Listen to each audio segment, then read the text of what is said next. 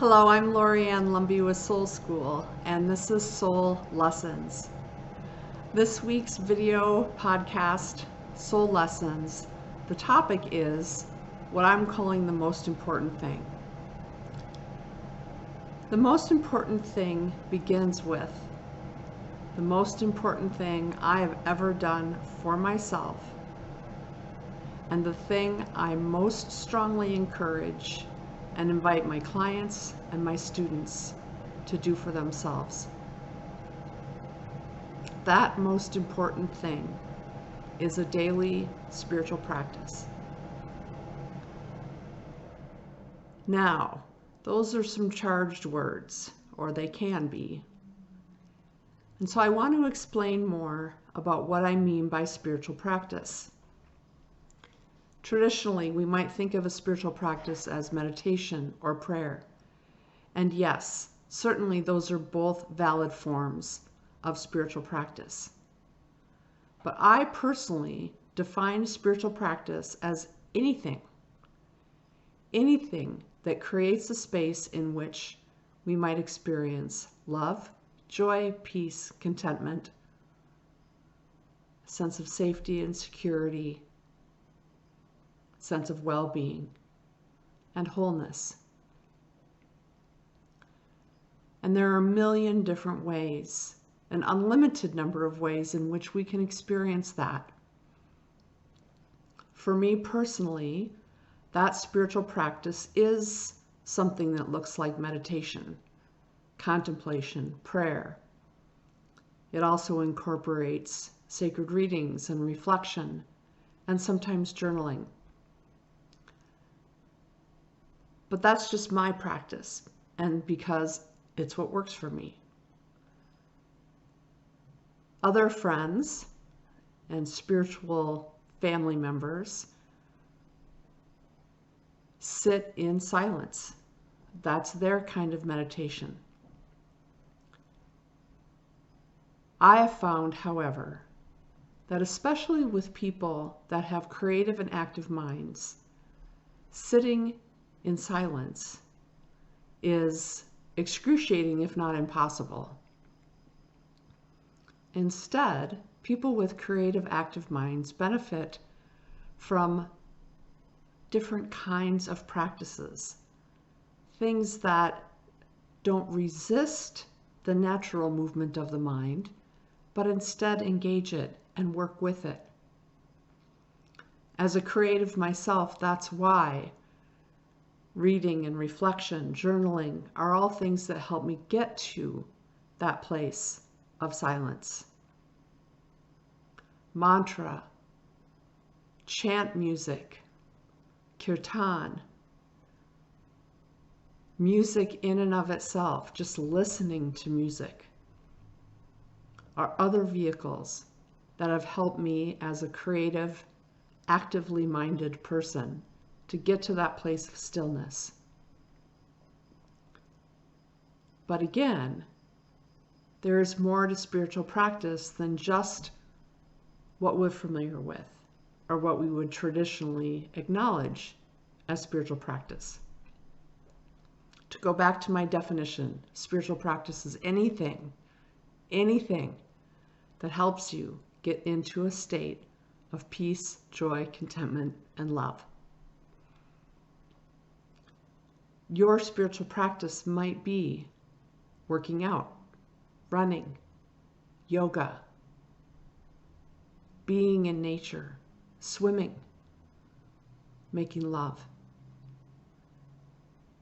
Your spiritual practice might be gardening, cooking, serving others,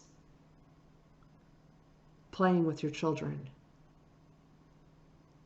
Your spiritual practice might be painting, drawing, weaving, knitting, crocheting. There are no limits to what we might identify as a spiritual practice. The point is not what we do. The point is that we do it. And that can take place in a number of ways. if we feel called to dedicate ourselves to a daily practice, which I strongly encourage because of all the benefits of a daily practice. It's important to set time aside and make a commitment to that time for the purpose of that practice. It's helpful to understand our own natural biorhythms. What time of day is good for you to dedicate yourself to a practice? Maybe you're a morning runner, or maybe you need decompression time at the end of the day to reflect, to journal, to be still. Don't resist your natural biorhythms. If you're a night owl, your practice might take place in the middle of the night. There's no judgment here. In fact, in monastic communities, there was time set aside for practice 5 or 6 or 7 times a day, at least 1 or 2 of which took place in the middle of the night. So choose a time that works for you and make a commitment to that time. That is your time for your practice. And your practice might be running. It might be your yoga practice. It might be singing. It might be painting or drawing. It might be time in the kitchen preparing a meal. It might be gardening. It might be caring for your children. Choose a time of day that works for you to dedicate yourself to that practice and do it. Now, I know you're already arguing. I don't have time. I don't have time in my day to set aside a half an hour to meditate or run or do yoga or paint.